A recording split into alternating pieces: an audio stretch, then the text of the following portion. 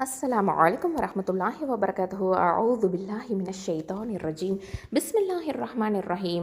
الحمد لله رب العالمين والصلاة والسلام على أشرف المرسلين سيدنا محمد وعلى آله وصحبه أجمعين. أما بعد. அல்ஹம்துலில்லா சிஸ்டர்ஸ், இன்ஷால்லாஹி தாலா நம்ம இன்றைக்கி அஹ்லாக்கு பாடத்தில் என்ன பார்க்க போகிறோம் அப்படின்னு சொன்னால், மன்னிப்பு அப்படிங்கிற இந்த உயர்ந்த குணத்தை பற்றி பார்க்க போகிறோம். அதாவது நபிகள் நாயகம் ஸல்லல்லாஹு அலைஹி வஸல்லம் அவர்கள் நமக்கு சொல்கிறாங்க, ஆதமின் மக்கள் அனைவரும் பகலிலும் இரவிலும் தவறிழைக்கின்றனர் அப்படின்னு சொல்கிறாங்க. அப்போது மனிதன் அப்படின்னா தப்பு செய்யக்கூடியவன் தான், பாவம் செய்யக்கூடியவன் தான். ஆனால் அதை அப்படியே விட்டுறலாமா அப்படின்னா கண்டிப்பாக கிடையாது. மனம் திருந்தி அல்லாஹ்கிட்ட பாவம் மீட்சி பெறணும், தௌபா செய்யணும், இஸ்திக்ஃபார் பண்ணணும் அப்படிங்கிறதும் நமக்கு தெரியும். மனிதன் சில நேரங்களில் அறிஞ்சோ அறியாமலோ பிறருக்கும் தீங்கிழைச்சிடுறான். அவனும் பிறருடைய தீங்குகளில் பிறர் யாராவது தீங்கு செய்கிறாங்க அப்படின்னு சொன்னால் அதுலேயும் மாட்டிக்கிறான் இல்லையா? ஸோ இந்த மாதிரி நடந்துட்டு தான் இருக்குது. அப்போது மன்னிப்பு அப்படிங்கிற இந்த உயர்ந்த குணம் நமக்கு வேணும் அப்படிங்கிற விஷயத்த அல்லாஹ் சுப்ஹானஹு வ தஆலா சூரத்துல் ஆல இம்ரானில் 134 சொல்கிறான் பாருங்கள். என்ன சொல்கிறான்? அல்லதீன யுன்ஃபிகூன ஃபிஸ் ஸர்ராஇ வத்தர்ராஇ வல் காதிமீனல் கைத வல் ஆஃபீன அனின் நாஸ் வல்லாஹு யுஹிப்புல் முஹ்சினீன். சுபஹானல்லாஹ். அதாவது பயபக்தியுடையோர் எத்தகையோர் என்றால் அப்படின்னு சொல்லி ஆரம்பிக்கிறான். அல்லதீன் அப்படின்னா எத்தகையோர் என்றால், யுன்ஃபிகூனா தர்மம் புரிவாங்க. ஃபிஸ் சர்ராயி ஒத்தர்ராயி, அதாவது ஃபிஸ் சர்ராயினா செல்வத்திலும், ஒத்தர்ராயினா இன்னும் வறுமையில் கூட. வறுமையிலையும் செல்வமாக இருக்கும் போதும் சரி, பணக்காரனாக இருந்தாலும் சரி, ஏழையாக இருந்தாலும் சரி, என்ன பண்ணுறாங்களாம்? தர்மம் செய்கிறாங்க. அடுத்ததாக வல் காதிமீனல் கைதா. அடுத்தது என்னென்னா வல் காதிமீன அப்படின்னா மென்று மிழுங்குவாங்க. அதாவது மென்றுவாங்க, மென்று முழுங்கிடுவாங்க. அப்படின்னா எதை மென்று முழுங்குவாங்க? அல் கைதா அப்படிங்கிறது கோபத்தை. ஓகேவா? இந்த குவாலிட்டிஸ் எல்லாம் இவங்கள்ட்ட இருக்கும் அப்படின்னு அல்லாஹ் சுப்ஹானஹு வ தஆலா சொல்கிறான். அடுத்ததான் வல் ஆஃபீன அனின்னாஸ். இதுதான் ரொம்ப ரொம்ப முக்கியமான ஒரு வார்த்தை. வல் ஆஃபீன அனின்னாஸ். கோபத்தை மென்று விழுங்குறதோட மட்டும் இல்லாமல் அதோட சேர்த்து என்ன பண்ணுவாங்க அப்படின்னு சொன்னால், மன்னிச்சிருவாங்க. மக்களை மன்னிச்சிருவாங்க. வல்லாஹு யுஹிப்புல் முஹ்சினீன். என்ன சொல்கிறான்? இவ்வாறு அழகான நன்மை செய்வோரையே அல்லாஹ் நேசிக்கிறான் அப்படின்னு சொல்கிறான். சுபஹானல்லாஹி வ பிஹம்திஹி. பாருங்களேன், எவ்வளவு நல்ல விஷயங்கள்லாம் அல்லாஹ் சுப்ஹானஹு வ தஆலா நமக்கு சொல்லிக் கொடுக்குறான். நீங்கள் மன்னித்து விடுவது இறை பக்திக்கு மிக நெருக்கமானதாகும் அப்படின்னு சூரத்துல் பக்கரால 237வது ஆயத்திலையும் சொல்கிறான். அது மட்டும் இல்லாமல் 24ல் 22வது ஆயத்தை பார்த்திங்கன்னா, எனவே தவறு செய்தவர்களை அவர்கள் மன்னித்து விடவும் அல்லாஹ் உங்களுக்கு மன்னிப்பதை நீங்கள் விரும்ப மாட்டீர்களா? மேலும் அல்லாஹ் மிக்க மன்னிக்கிறவன், மிக கிருபையுடையவன் அப்படின்னு சொல்லி காமிக்கிறான். அப்போது இறைவனுக்கு பிடித்த குணமாக எது இருக்குது அப்படின்னு பார்த்திங்கன்னா, மன்னிப்பு அப்படிங்கிற இந்த குணம் தான். சுப்ஹானல்லாஹ். அல்லாஹ் அற்புதமான மன்னிப்பை, அல்லாஹ் நமக்கு அற்புதமான மன்னிப்பு வழங்குறேன் அப்படின்னு சொல்கிறான் இல்லையா? அதுக்காக நம்ம என்ன பண்ணுறோம்? அழுது தொழுது அல்லாஹ்கிட்ட தினமுமே நம்ம என்ன பண்ணுறோம்? இஸ்திக்ஃபார் பண்ணுறோம், தௌபா பண்ணுறோம். ஸோ நம்ம நம்மளுடைய குற்றம் குறைகளை அல்லாஹ் மனதார மன்னிக்கணும் அப்படின்னு சொல்லிட்டு நம்ம என்ன பண்ணுறோம்? அந்த மன்னிப்பை அல்லாஹ்கிட்ட வேண்டுறோம். அது மாதிரியே அல்லாஹுக்கு மிக மிக பிடித்தமான ஒரு குணம் அப்படின்னா அந்த மன்னிப்புன்னு தெரிஞ்சதுக்கப்புறம் நம்ம பிறரை மன்னிக்காமல் இருக்கலாமா? நமக்கு ஏதாவது நம்மளை ஹர்ட் பண்ணியிருந்தாங்க, நமக்கு கஷ்டம் கொடுத்துருந்தாங்க அப்படின்னு சொன்னால் அவங்கள மன்னிக்காமல் இருக்கலாமா? கண்டிப்பாக நம்ம மன்னிக்கணும். இது தக்குவா அப்படிங்கிறத நமக்கு கொடுக்கும். நம்ம மன்னித்தோம் அப்படின்னு சொன்னால் நமக்கு தக்குவா அப்படிங்கிற ஒரு உயர்ந்த ஒரு விஷயத்தை பலத்தை நமக்கு கொடுக்கும். அதாவது பயபக்தி அப்படின்னு சொல்லுவோம் இல்லையா? அதை நமக்கு கொடுக்கும். அதாவது தக்குவாவை பெறணும் அப்படின்னு சொன்னால் பிறரை மன்னிக்கணும். மன்னிப்பு அப்படிங்கிறது ஆஃபு அப்படின்னு சொல்லுவோம். மன்னிப்பு வழங்குதலுக்கு ஆஃபு அப்படின்னு அரபிக்கில் சொல்லுவோம். இந்த அற்புதமான நற்குணத்தின் மூலமாக இறை அச்சத்தை நம்மளால் பெற முடியும், தக்குவாவை நம்மளால் பெற முடியும். அல் குர்ஆனில் நிறைய இடங்களில் மன்னியுங்கள், மன்னித்து விடுங்கள் அப்படின்னு அடிக்கடி போதிச்சுக்கிட்டே அல்லாஹ் இருக்கிறான். மன்னிக்கிறதுக்கு முதல்ல என்ன வேணும் அப்படின்னு பார்த்திங்கன்னா, நல்ல மனசு வேணும் இல்லையா? உதட்டளவில் உன்னை நான் மன்னிச்சிட்டேன், பரவாயில்ல போ அப்படின்னு சொல்கிறது கிடையாது.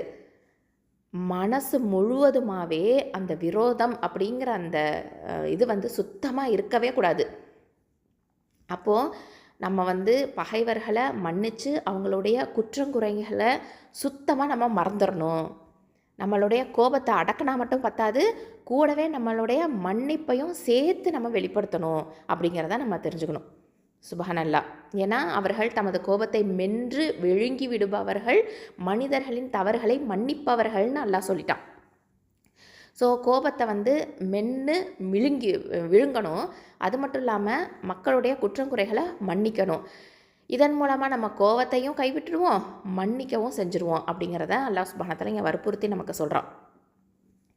ஒருத்தவங்களுக்கு ஒருத்தவங்க மன்னிப்பு செய்கிறதன் மூலமாக நமக்குள்ளார என்னெல்லாம் ஏற்படும் அப்படின்னு பார்த்திங்கன்னா, சமத்துவம் ஏற்படும், சகோதரத்துவம் ஏற்படும், சமாதானம் வளரும், விட்டு கொடுத்தல் வளரும், சகிப்புத்தன்மை வளரும். சுபஹானல்லாஹ். பொறுமையாக இருப்போம். ஸோ நிறைய குட் குவாலிட்டிஸ் நம்மக்கிட்ட வந்து பில்டப் ஆகிட்டே இருக்கும்.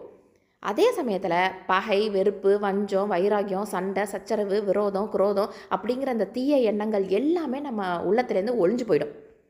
சுபஹானல்லாஹ். அப்போது இந்த கெட்ட எண்ணங்களை நெஞ்சம் நிறைய வச்சுருந்தோன்னு வச்சுக்கோங்களேன், மன்னிப்பு எப்படி நம்ம எதிர்பார்க்க முடியும்?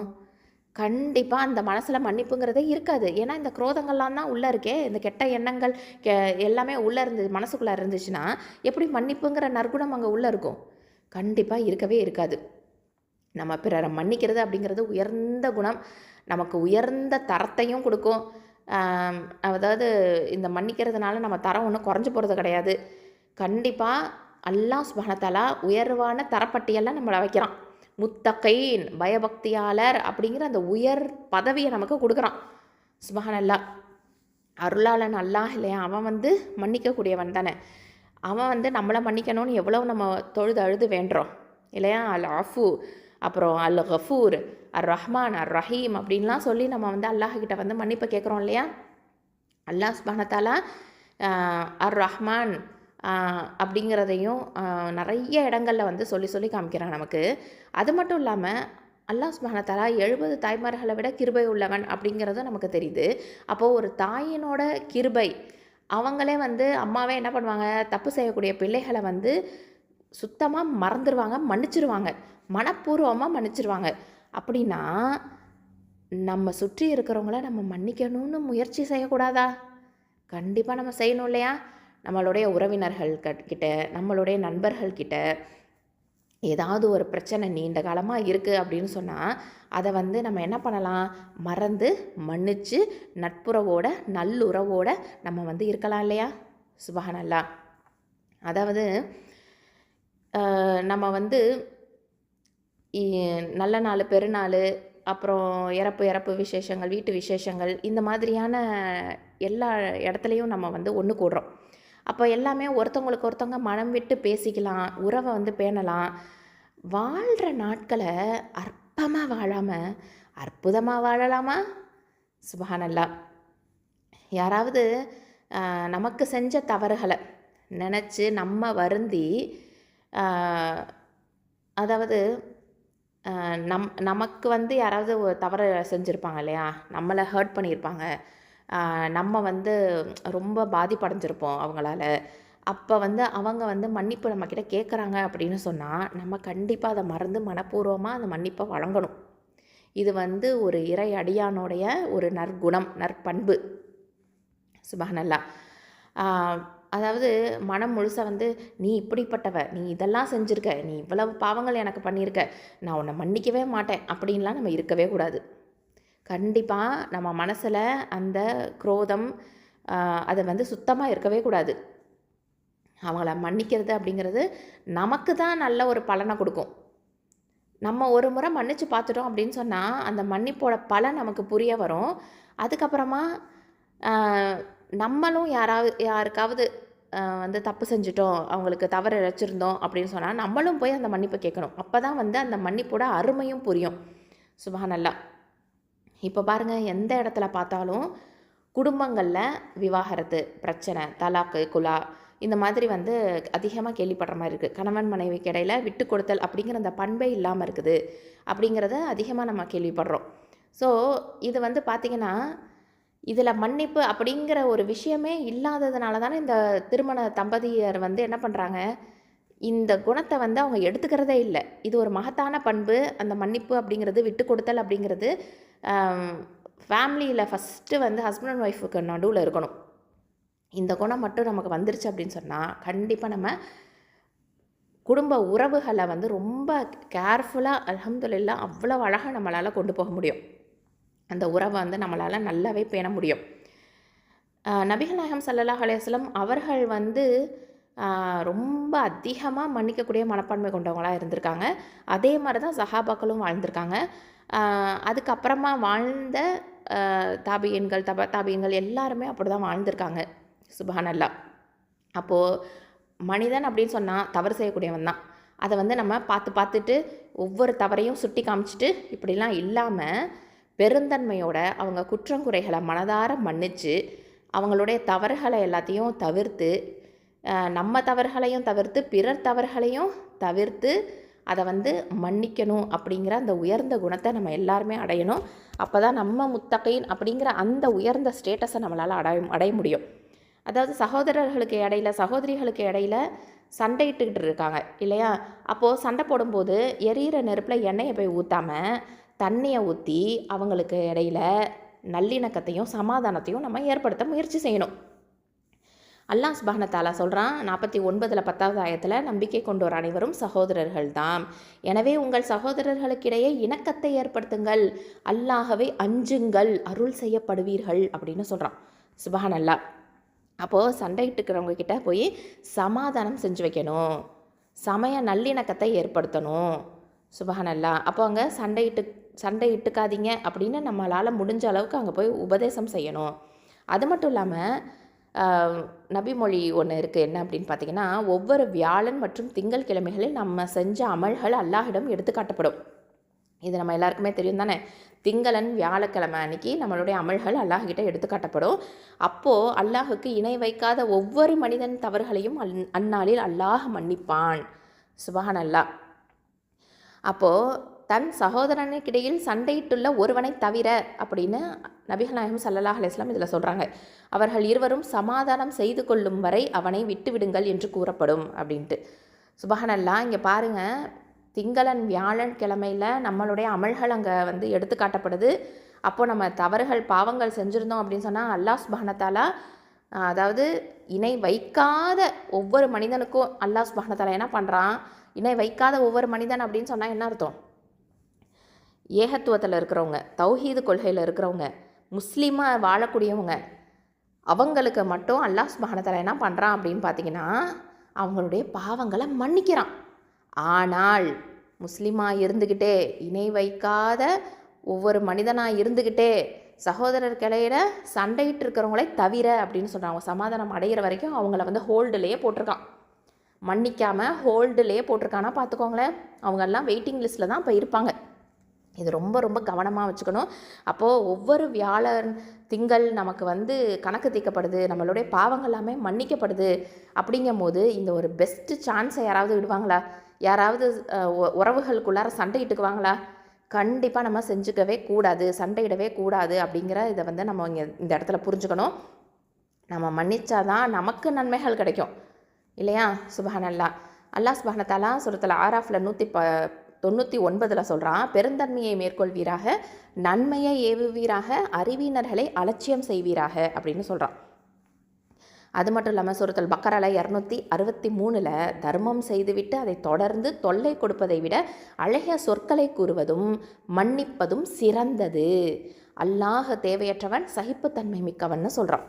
அதே மாதிரி சூரத்து நிசால 114 சொல்கிறான், தர்மம், நன்மையான காரியம், மக்களிடையே நல்லிணக்கம் ஏற்படுத்துதல் ஆகியவற்றை ஏவியதை தவிர அவர்களின் பெரும்பாலான பேச்சுகளில் எந்த நன்மையும் இல்லை. அல்லாஹ்வின் திருப்தியை நாடி இவற்றை செய்பவருக்கு மகத்தான கூலியை வழங்குவோம்னு சொல்கிறான். சுப்ஹானல்லாஹ். அப்போது கணவன் மனைவிக்கு இடையில பிரச்சனை வந்துச்சு அப்படின்னு சொன்னால் 2 பேருமே உட்காந்து பேசி ஒரு உடன்பாட்டுக்கு வரணும் இல்லையா? அல்லாஹ் சுப்ஹானஹு வ தஆலா சூரத்து நிசாலையே 128 சொல்கிறான், தன் கணவனிடம் பிணக்கையோ புறக்கணிப்பையோ ஒரு பெண் அஞ்சினால் அவ்விருவரும் தமக்கிடையே நல்ல முறையில் சமாதானம் செய்து கொள்வது அல்லது பிரிந்து விடுவது இருவர் மீதும் குற்றமில்லை, சமாதானமே சிறந்தது அப்படின்னு சொல்லி காமிக்கிறான். சுப்ஹானல்லாஹ். அது மட்டும் இல்லை, ஃபேமிலி மேட்டர்ஸ் மட்டும் இல்லை, போர்க்களங்களில் கூட எதிரிகள் சமாதானத்துக்கு வந்தால் அதையும் ஏற்கணும் அப்படின்னு இஸ்லாம் நமக்கு சொல்லுது. சுப்ஹானல்லாஹ். அதாவது 8வது சூறால 61வது ஆயத்து, அவர்கள் சமாதானத்தை நோக்கி சாய்ந்தால் நீரும் அதை நோக்கி சாய்வீராக, அல்லாஹவையே சார்ந்திருப்பீராக, அவனே செவியுறுபவன் அறிந்தவன் அப்படின்னு சொல்கிறான். அதே மாதிரி சூரத்து நிசால 90ல் பார்த்தீங்கன்னா, அவர்கள் உங்களை விட்டு விலகி உங்களுடன் போர் செய்யாது உங்களிடம் சமாதானத்துக்கு வந்தால் அவர்களுக்கு எதிராக அல்லாஹ் எந்த வழியையும் உங்களுக்கு ஏற்படுத்தவில்லை அப்படின்னு சொல்லி காமிக்கிறான். அப்போ நம்ம வெறுப்பவர்களை கூட நண்பர்களாக மாற்ற முயற்சிக்கணும். சுப்ஹானல்லாஹ். அவங்களோட சேர்ந்து வாழ முயற்சி செய்யணும் அப்படிங்கிறத நம்ம தெரியுது. சுப்ஹானல்லாஹ். நம்மளை வெறுக்கிறவங்கள கூட நம்ம அவங்கள ஃப்ரெண்டாக்கணும், ஹேட்டர்ஸை ஃப்ரெண்ட்ஸ் ஆக்கணும் அப்படிங்கிறது எவ்வளோ பெரிய விஷயம். இது இஸ்லாம் மார்க்கம் மட்டும்தான் நமக்கு சொல்லிக் கொடுக்கும். அதே மாதிரி நபிகளார் ஸல்லல்லாஹு அலைஹி வஸல்லம் அவர்கள் சொல்கிறாங்க, பதிலுக்கு பதில் உறவாடுகிறவர் உண்மையில் உறவை பேணுகின்றவர் அல்லர், மாறாக உறவு முறிந்தாலும் உறவுடன் இணைகின்றவரே உறவை பேணுபவர் ஆவர் அப்படின்னு சொல்கிறாங்க. அப்போது நமது உள்ளத்தில் நம்ம உள்ளம் எவ்வளவு தான் பாதிப்படைஞ்சிருந்தாலும் சரி, எவ்வளவு தான் நம்மளை ஹேட் பண்ணியிருந்தாலும் சரி, அவங்கள நம்ம மன்னிக்கணும் அப்படிங்கிற விஷயத்த நம்ம தெரிஞ்சுக்கிறோம். அது மட்டும் இல்லாமல் புகாரியில் பதியப்பட்ட ஒரு செய்தி என்ன அப்படின்னு சொன்னால், அபூபக்கர் ரலியல்லாஹு அன்ஹு அவங்களுடைய அன்பு மகள் யார், ஆயிஷா ரலியல்லாஹு அன்ஹா, நபிகளாரோட அன்பு மனைவியான இருந்தவங்க இல்லையா, அன்னை ஆயிஷா ரலியல்லாஹு அன்ஹா, அவர்கள் மேலே அபாண்டமான குற்றச்சாட்டுகளை எதிரிகள் வச்சாங்க இல்லையா, அவங்களுடைய வலையில் சில நபித்தோழர்களும் விழுந்துட்டாங்க. இந்த குற்றச்சாட்டுகள் நபிகளாரையும் அபூபக்கர் ரலியல்லாஹு அன்ஹு அவங்களையும் அன்னை ஆயிஷா ரலியல்லாஹு அன்ஹா அவர்களையுமே கடுமையாக பாதிச்சிச்சு. சுப்ஹானல்லாஹ். ஆனாலும் இந்த நிலையில் ஆயிஷா ரலியல்லாஹு அன்ஹா அவங்க தூய்மையானவர்கள் அப்படின்னு அல்லாஹ் சுப்ஹானஹு வ தஆலா குர்ஆனில் வசனத்தை இறக்குனான். பிரச்சனைக்கும் முற்றுப்புள்ளி வச்சுட்டான். அப்போது இந்த அவதூறை பரப்பிய அதாவது பரப்புனாரில் ஒருத்தர், அவருக்கு அபூபக்கர் ரலியல்லாஹு அன்ஹு அவங்கக்கிட்டேருந்து உதவி வாங்கிட்டு இருந்தாங்க. அவர் யாருன்னா மிஸ்தஹ் ரலியல்லாஹு அன்ஹு. அவங்களுக்கு இனிமேல் உதவியே செய்ய மாட்டேன் அப்படின்னு அபூபக்கர் ரலியல்லாஹு அன்ஹு அவங்க சத்தியம் செஞ்சுட்டாங்க. ஆனால் அல்லாஹ் சுப்ஹானஹு வ தஆலா என்ன தெரியுமா பண்ணுறான், இதை கண்டித்து ஒரு குர்ஆன் ஆயத்தை இறக்குறான். என்ன அப்படின்னா, அது சூரத்து நூறில் 24ல் 22வது ஆயத்தை பாருங்கள். உறவினர்களுக்கும் ஏழைகளுக்கும் அல்லாஹ்வின் பாதையில் ஹிஜ்ரத்து செய்தோருக்கும் உதவ மாட்டோம் என்று செல்வமும் வசதியும் உடையோர் சத்தியம் செய்ய வேண்டாம், மன்னித்து அலட்சியம் செய்யட்டும், அல்லாஹ் உங்களை மன்னிக்க வேண்டும் என்று நீ விரும்ப மாட்டீர்களா, அல்லாஹ் மன்னிப்பவன் நிகரற்ற அன்புடையோன் அப்படின்னு சொல்கிறான். நம்ம பிறரை மன்னித்தோம் அப்படின்னு சொன்னால் அல்லாஹ் நம்மளை மன்னிக்கிறான். சுப்ஹானல்லாஹ். அப்போது மனசில் ஆழமான பாதிப்பை ஏற்படுத்தி இருந்தாலும் நம்ம ஒவ்வொருத்தவங்களுக்கும் உதவி செய்ய மாட்டேன் அப்படின்னு சொல்லக்கூடாது, அவங்களுக்கு மன்னிப்பு வழங்கணும், தவறு செஞ்சுருந்தாலும் அவங்களுக்கு மன்னிக்கணும் அப்படிங்கிற விஷயத்த அல்லாஹ் சுப்ஹானஹு வ தஆலா நமக்கு சொல்கிறானா. அப்போ தான் அல்லாஹ்கிட்டேருந்து நமக்கு மன்னிப்பு கிடைக்கும். அப்போது அல்லாஹ் சொல்கிறான், உங்களுக்கும் மன்னிப்பு உண்டு அப்படின்னு சொல்கிறான் இல்லையா. சுப்ஹானல்லாஹ். அதுக்கப்புறம் அபூபக்கர் ரலியல்லாஹு அன்ஹு என்ன தெரியுமா சொன்னாங்க, அந்த ஆயத்தை இறங்கினதுக்கப்புறமா, அல்லாஹ்வின் மீது ஆணையாக என்னை அல்லாஹ் மன்னிக்க வேண்டும் என்றே நான் விரும்புகிறேன் அப்படின்னு சொல்லிட்டு மிஸ்தஹ் அப்படிங்கிற அந்த நபித்தோழருக்கு பழையபடி உதவிகள் எல்லாமே செய்ய தொடங்கிட்டாங்க. அப்போது குடும்பங்களில் ஏற்படக்கூடிய பிரச்சனைகளை காரணம் காட்டி அவங்கக்கிட்டேருந்து பிரியிறாங்க பார்த்திங்களா, அவங்க இந்த சம்பவத்தை எல்லாத்தையும் நினச்சி பார்க்கணும், சிந்திச்சு பார்க்கணும். தவறு செய்கிறது அப்படிங்கிறது இயற்கை தான். மனிதன் அப்படின்னா தவறு செய்யக்கூடியவன் தான். தவறு செய்யாமல் இருந்தால் நம்ம மலக்காயிட மாட்டோமா? மலக்கு தானே பரிசுத்தமானவர்களாக இருக்கிறாங்க, தவறே செய்யாமல் இருப்பாங்க. நம்ம மனிதர்கள் அப்படிங்கும்போது தவறு செய்யக்கூடியவங்க தான். ஆனால் மன்னிப்பு அப்படிங்கிற அந்த உயர்ந்த பண்பையும் அல்லாஹ் சுப்ஹானஹு வ தஆலா அதுக்கு சொல்லி கொடுத்துருக்கானே. அப்போது தவறு செய்கிறவங்கள மன்னிக்கிறதும், மன்னித்தோம் அப்படின்னு சொன்னால் அல்லாஹ் நம்மளை மன்னிக்கிறான் இல்லையா. அல்லாஹ்வின் மன்னிப்பை விட மகத்தான பாக்கியம் எதுவாக இருக்க முடியும் அப்படின்னு ஒவ்வொரு முஸ்லீமும் நம்ம உணரணும். சுப்ஹானல்லாஹ். அது மட்டும் இல்லாமல் ஆயிஷா ரலியல்லாஹு அன்ஹா சொல்கிறாங்க, நபி ஸல்லல்லாஹு அலைஹி வஸல்லம் அவங்களுக்கு 2 விஷயங்களை தெரிவு செய்ய கொடுத்தவங்க அப்படின்னு சொன்னால் என்ன பண்ணுவாங்க அப்படின்னு பார்த்தீங்கன்னா, தேர்ந்தெடுத்துக்கணும், அதாவது 2 விஷயங்களை விரும்பியதை தேர்ந்தெடுத்துக்கோங்க அப்படின்னு அவங்கக்கிட்ட சொன்னால், நபி ஸல்லல்லாஹு அலைஹி வஸல்லம் என்ன பண்ணுவாங்கன்னா, அந்த 2ல் லேசானதையே தான் தேர்ந்தெடுப்பாங்களாம். பாவமான விஷயமா இல்லாதிருக்கும் பட்சத்தில் எப்போதுமே அந்த லேசானதை தான் தேர்ந்தெடுப்பாங்களாம். பாவமான விஷயமா இருந்தால் மக்கள்லேயே அதிகமாக அதிலிருந்து வெகு தொலைவில் விலகி நிற்பார்கள் அப்படின்னு சொல்கிறாங்க. இறை தூதர் ஸல்லல்லாஹு அலைஹி வஸல்லம் அவர்கள் தமக்காக என்று எவரையும் பழி வாங்கியதே கிடையாது அப்படின்னு சொல்கிறாங்க. சுபஹானல்லாஹ். அப்போது இதில் பார்த்தீங்க அப்படின்னு சொன்னால் எவ்வளோ ஒரு முக்கியமான ஒரு விஷயம். அவங்கக்கிட்ட வந்து மன்னிப்பு அப்படிங்கிற அந்த உயர்ந்த குணம் அதிகமாக இருந்திருக்கு. ஏன்னா அவங்களுக்கு இழைக்கப்பட்ட இன்னல்கள் துன்பங்கள் எக்கச்சக்கம் ஏராளம் இல்லையா? இஸ்லாத்தில் மன்னிப்பு இலகு அப்படிங்கிற இந்த விஷயங்களை வந்து இந்த ஹதீஸ் நமக்கு உணர்த்துது. சுபஹானல்லாஹ். அப்போது நபி ஸல்லல்லாஹு அலைஹி வஸல்லம் அவர்கள் வந்து உலக விஷயங்களை தெரிவு செஞ்சாங்க அப்படின்னு சொன்னால் பாவமான விஷயங்கள் இல்லைன்னா அந்த இலகவை தான் தேர்ந்தெடுப்பாங்க, லேசானதை தான் தேர்ந்தெடுப்பாங்க, நல்லதை தான் எப்பொழுதுமே தேர்ந்தெடுப்பாங்க. சொந்த விஷயங்களுக்காக யாரையுமே அவங்க பழி வாங்கினதே கிடையாது.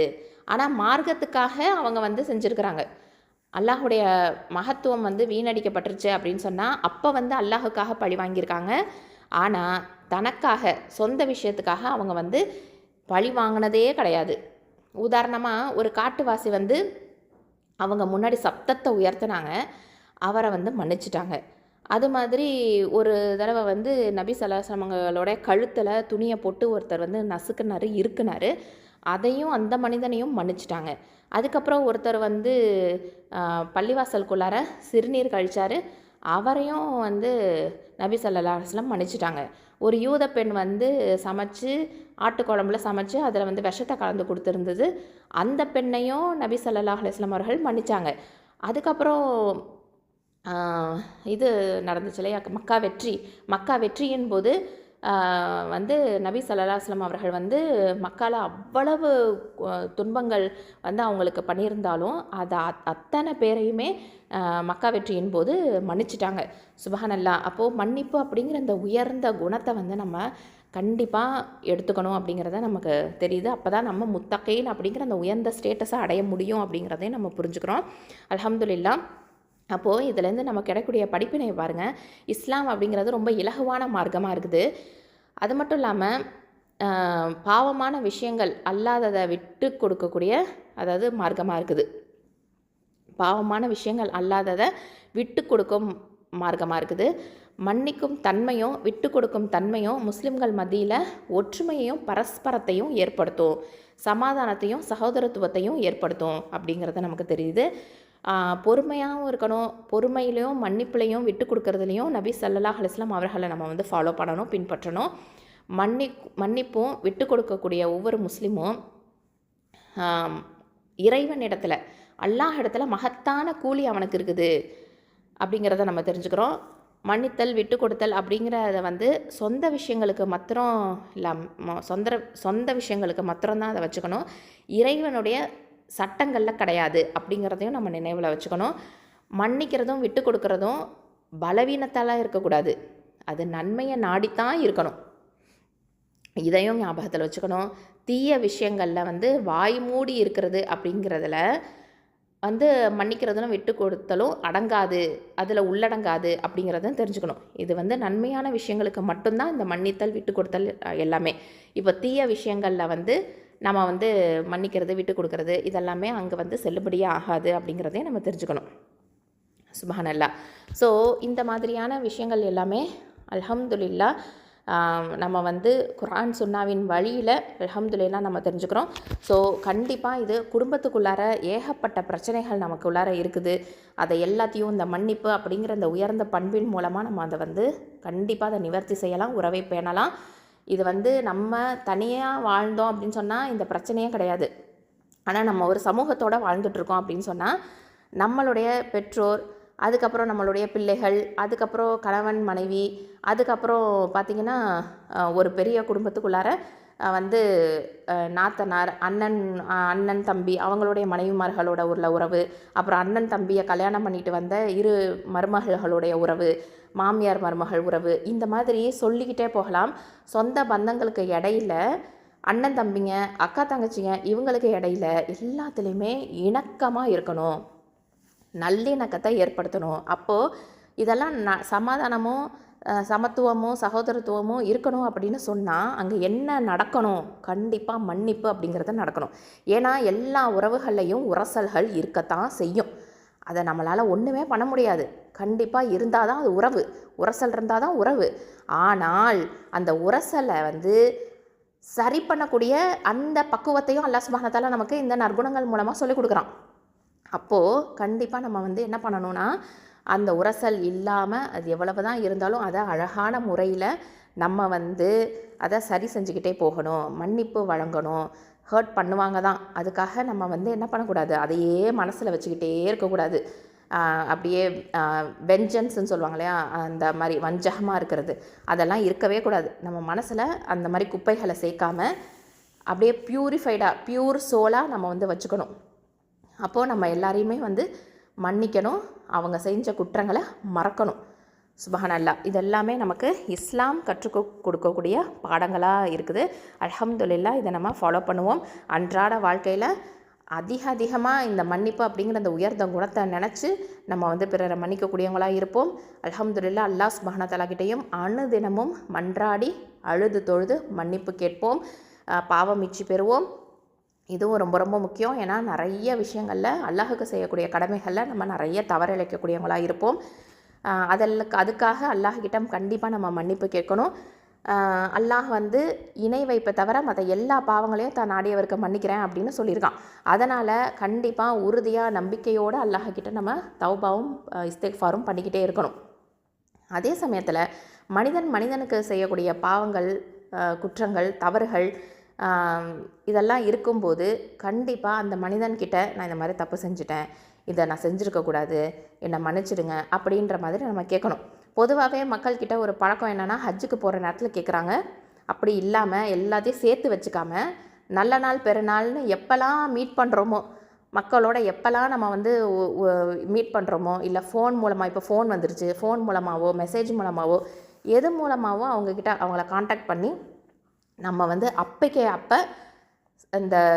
இந்த விதை வந்து மனசுலேயே வச்சுக்காமல் வெளிப்படுத்தி மன்னிப்பும் கேட்டுறது நல்லது. அவர்களும் மன்னிக்க தயாராகிறதும் நல்லது. இது வந்து இப்படி இருந்தால் தான் உறவு அழகான முறையில் நம்மளை வந்து கொண்டு போகும், சரியான பாதையில் நம்மளால் வந்து போக முடியும். ஏன்னா உறவை பேணாதவர்கள் ஆகிரத்தில் ரொம்ப கஷ்டப்படுவாங்க, சொர்க்கத்துக்கு போக முடியாது அப்படிங்கிற அளவில் அவங்களுக்கான தண்டனைகள் இருக்குது. அப்படிங்கும் போது இது எல்லாமே நம்ம மனசில் வந்து கண் முன்னாடி வரணும். ஸோ மன்னிப்பு அப்படிங்கிற அந்த உயர்ந்த குணத்தை எல்லாருமே உள்வாங்கி அதை செயல்படுத்துவோம். அஸ்ஸலாமு அலைக்கும் வரஹ்மத்துல்லாஹி வபரகாத்துஹு. சுப்ஹானக அல்லாஹும்ம வ பிஹம்திக அஷ்ஹது அல்லா இலாஹா இல்லா அன்த அஸ்தக்ஃபிருக வ அத்தூபு இலைக்.